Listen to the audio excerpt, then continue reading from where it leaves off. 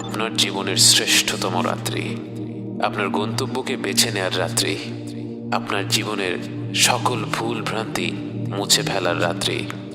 আপনারই দ্বার প্রান্তে একটি রাত যা হাজার মাসের চেয়েও উত্তম, একটি রাত যা জীবন ভর ইবাদত করার চেয়েও উত্তম।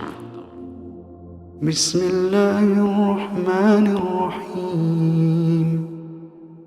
ইন্না আনজালনাহু ফি লাইলাতিল কদর ওয়া মা আদরাকা মা লাইলাতুল কদর লাইলাতুল কদরি খায়রুম মিন আলফি শাহর তানাজ্জালুল মালায়েকাতু ওয়ার রূহু ফিহা বিইذনি রাব্বিহিম মিন কুল্লি আমর সালামুন হিয়া হাত্তা মাতলাইল ফাজর সালামুন হিয়া হাত্তা মাতলাইল ফাজর। আমাদের গড় আয়ু 60 থেকে 70 বছর। এর মধ্যে 10-15 বছর কেটে যায় শৈশবে, 10 বছর কেটে যায় কর্মস্থলে, আরও 10 বছর ঘুমিয়ে ঘুমিয়ে, 5 বছর যাতায়াত করতে করতে, আরও 10-15 বছর সামাজিকতার বিনোদনে। বাকি 10-15 বছর সময়ের কতটুকু আসলে আমরা পুরোপুরি ইবাদতের পেছনে ব্যয় করতে পারি? অথচ লাইলাতুল কদর এমন একটি রাত যা হাজার মাস অর্থাৎ 83 বছরের চাইতেও উত্তম। এর মানে এই একটি রাত যদি আমরা সম্পূর্ণভাবে আন্তরিকতার সাথে ইবাদত করতে পারি, এর মূল্য হবে জীবনভর প্রতিটি মুহূর্তে, প্রতিটি ক্ষণে আল্লাহর কথা স্মরণ করে তার ইবাদত করে কাটিয়ে দেওয়ার চেয়েও উত্তম, এর চাইতেও মর্যাদাপূর্ণ।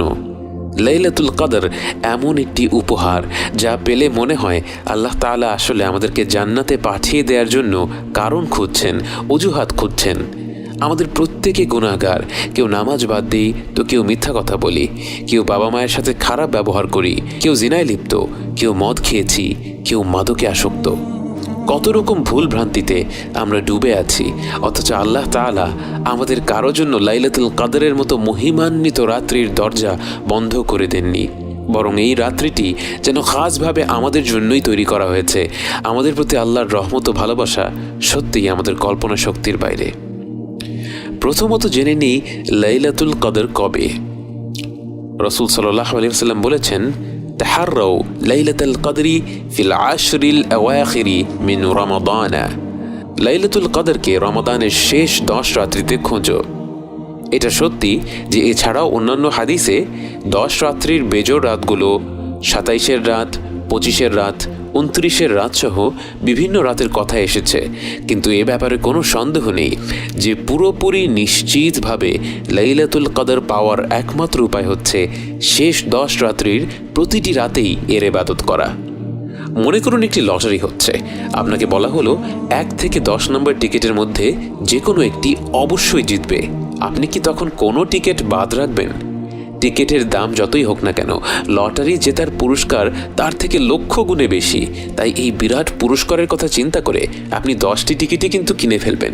অতএব আমাদের উচিত শেষ 10 রাত্রির প্রতিটি রাতে আমাদের শতভাগ প্রচেষ্টাটা করা।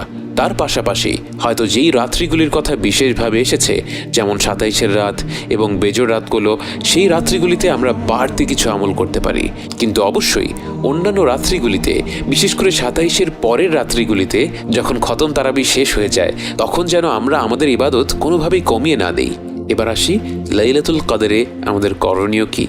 আয়েশা রাদিয়াল্লাহু আনহা বলেন, রমাদানের শেষ 10 রাত্রিতে রাসূল সাল্লাল্লাহু আলাইহি ওয়াসাল্লাম তার কোমর বেঁধে ইবাদত বন্দেগীতে নেমে পড়তেন। অর্থাৎ বাকিটার সময় তিনি যতটা ইবাদত করতেন, রমাদানের শেষ 10 রাত্রিতে তিনি সেই ইবাদতের পরিমাণ আরও বাড়িয়ে দিতেন। আমাদের উচিত হবে যে যেই অবস্থায় আছি আমাদের ব্যক্তিগত ইবাদতগুলো এই 10 রাত্রিতে বাড়িয়ে দেয়া। এখানে সবার জন্য একই ফর্মুলা কাজ করবে না। যার ফরজ নামাজ পড়ার অভ্যাস নেই তার অবশ্যই প্রথমে লক্ষ্য রাখতে হবে এই 10 রাত্রিতে যেন কোনো ফরজ নামাজ বাদ না হয়। অন্যদিকে যে ফরজ এবং সুন্নত আল্লাহর রহমতে নিয়মিত পড়ে তার উচিত হবে বেশি বেশি করে নফল ইবাদত করা। লাইলাতুল কদরের রাত্রিকে পুরোপুরি কাজে লাগানোর জন্য একটি চমৎকার সুযোগ হচ্ছে ইশা ও ফজরের নামাজ মসজিদে জামায়াতের সাথে আদায় করা। কেননা রাসূল সাল্লাল্লাহু আলাইহি ওয়াসাল্লাম বলেছেন, যে ব্যক্তি জামাতের সাথে ইশা ও ফজরের নামাজ আদায় করবে সে যেন সারা রাত নামাজ পড়ল। অর্থাৎ আপনি জামাতের সাথে ইশা ও ফজরের নামাজ আদায় করলে আপনি পুরো রাত্রি নামাজ পড়ার সওয়াব পেয়ে যাবেন। এরপর আপনি বাড়তি যাই করেন না কেন সেটা হবে বোনাস। অতএব আমাদের প্রত্যেকের লক্ষ্য থাকা উচিত, আর কোনো ইবাদত হোক না হোক, রমাদানের শেষ রাত্রিতে যেন অবশ্যই এশা এবং ফজরের নামাজ মসজিদে জামাতের সাথে আদায় করা হয়। অন্যদিকে তারাবির নামাজ ইমামের পেছনে পুরোটা শেষ করলে, অর্থাৎ ইমাম 8 রাকাত পড়লে 8 রাকাত, 20 রাকাত পড়লে 20 রাকাত, 100 রাকাত পড়লে 100 রাকাত, ইমাম যত রাকাত নামাজই পড়ুক না কেন তার পেছনে পুরো নামাজ শেষ করলেও পুরো রাত্রি নামাজ পড়ার সওয়াব পাওয়া যাবে। কিন্তু এ ব্যাপারে কোনো সন্দেহ নেই যে ইবাদতের ক্ষেত্রে রাসূল সাল্লাল্লাহু আলাইহি ওয়াসাল্লামের মনোযোগ ছিল সৌন্দর্য ও আন্তরিকতার দিকে। তিনি নামাজে লম্বা লম্বা সূরা তিলাওয়াত করতেন এবং রুকু এবং সেজদাতে দীর্ঘ সময় নিয়ে দোয়া করতেন। নামাজে দাঁড়িয়ে সূরা পড়ার সময় জাহান্নামের আয়াত আসলে তিনি তিলাওয়াত থামাতেন, থামিয়ে আল্লাহর কাছে জাহান্নামের আগুন থেকে রেহাই চাইতেন। জান্নাতের আয়াত আসলে আল্লাহর কাছে জান্নাত লাভের জন্য দোয়া করতেন। তার ইবাদতের প্রতিটি উচ্চারণেই ছিল আন্তরিকতা, আল্লাহর সাথে ঘনিষ্ঠ সম্পর্ক তৈরির চেষ্টা। আমরা অনেকে ভাবতে পারি আমাদের তো বড় বড় সূরা মুখস্থ নেই, আর যা মুখস্থ আছে সেগুলোর মানেও বুঝি না। এ ব্যাপারে কোনো সন্দেহ নেই যে আমাদের উচিত হবে এখন থেকে যেসব সূরা মুখস্থ আছে সেগুলোর শাব্দিক অর্থ নিয়ে পড়াশোনা করা এবং নতুন নতুন সূরা মুখস্থ করা। কিন্তু এই শেষ 10 রাত্রি যেহেতু চলেই এসেছে, আমরা এই সময়টায় রুকু এবং সেজদায় বেশি বেশি দোয়া করার মাধ্যমে আমাদের নামাজকে সুন্দর করে তুলতে পারি। বিশেষ করে সেজদা করার সময় বান্দা আল্লাহ তাআলার সবচেয়ে নিকটে থাকে। এই সময় আমাদের উচিত মন খুলে দোয়া করা। সুবহান রাব্বিয়াল আলা 3 বার বলার পর আপনার দুনিয়া এবং আখিরাতের যা কিছু প্রয়োজন আল্লাহর কাছে চাইতে থাকুন। আপনি মন খুলে দোয়া করতে পারছেন না, মনটা শক্ত হয়ে আছে, অসুবিধা নেই। আপনার এই দোয়া না করতে পারার কথাটাই আল্লাহ তাআলাকে বলুন, তিনি আপনার অন্তর প্রশস্ত করে দিবেন, আপনার জিহ্বা খুলে দিবেন। কখনো 5 মিনিট, 10 মিনিট, 15 মিনিট ধরে একটা সেজদা করে দেখেছেন কি? না করে থাকলে এই শেষ 10 রাত্রির চেয়ে চমৎকার সুযোগ কি আর হতে পারে? নামাজের পাশাপাশি অন্যান্য ইবাদত করার মাধ্যমেও আমরা শেষ 10 রাত্রিগুলোকে জাগিয়ে রাখতে পারি। আয়েশা রাদিয়াল্লাহু তাআলা আনহা যখন রাসূল সাল্লাল্লাহু আলাইহি ওয়াসাল্লামকে জিজ্ঞেস করলেন, আমরা যদি লাইলাতুল কদর পেয়ে যাই তখন আমরা কি দোয়া করব? রাসূল সাল্লাল্লাহু আলাইহি ওয়াসাল্লাম বলবে আল্লাহুম্মা ইন্নাকা আফুউন তুহিব্বুল আফওয়া ফা'ফু আন্নি। হে আল্লাহ, আপনি ক্ষমাশীল, ক্ষমাকে ভালোবাসেন, তাই আমাকে ক্ষমা করে দিন। কত সুন্দর সমাধান! আল্লাহ রাসূল সাল্লাল্লাহু আলাইহি ওয়াসাল্লাম 10টি জিনিস চাইতে বলেননি, 100 রাকাত নামাজ পড়তে বলেননি। আসলে আমাদের সব ইবাদতের মূল লক্ষ্যটা কি? আল্লাহর ক্ষমা লাভ করা। আল্লাহর ক্ষমা পেয়ে গেলে আমাদের দুনিয়া এবং আখিরাতের আর কোনো কিছুই লাগবে না।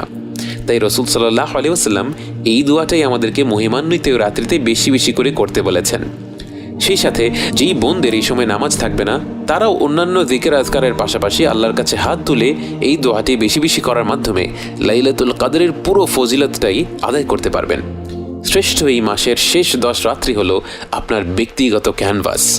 নামাজ, কোরআন তেলাওয়াত, দোয়া, জিকির, সাদাকা, এই সব ইবাদতগুলো হলো আপনার রং। 1000 মাসের চেয়ে উত্তম এই রাতটিকে আপনার মনের মতো রং দিয়ে রাঙিয়ে দিন। যদি সারা রাত শুধু নামাজ পড়ে কাটিয়ে দিতে চান তাতেও কোনো বাধা নেই। যদি একটু আধটু করে ঘুরে ঘুরে বিভিন্ন ইবাদত করতে চান তাতেও কোনো বাধা নেই।